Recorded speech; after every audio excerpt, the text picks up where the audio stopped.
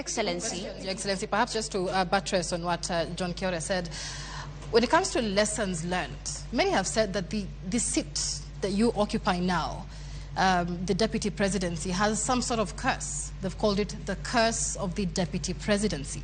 And every individual who's held this seat has had some sort of, falling into political oblivion. Do you believe that you have the magic wand to change this so-called curse of the deputy? I don't believe any seat is cursed.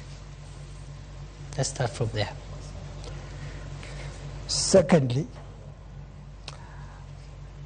I don't think it is a priority to start thinking whether I will survive in this seat or not.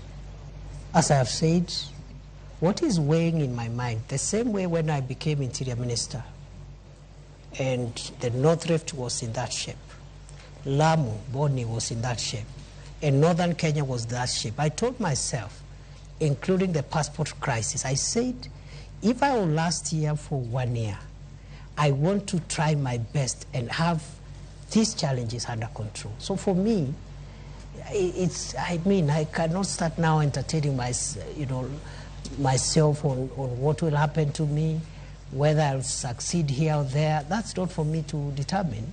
It's beyond me.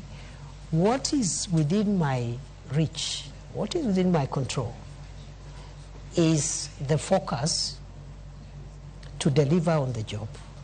As to whether I survive or what happens, that is not within my reach, and I cannot control what I cannot control.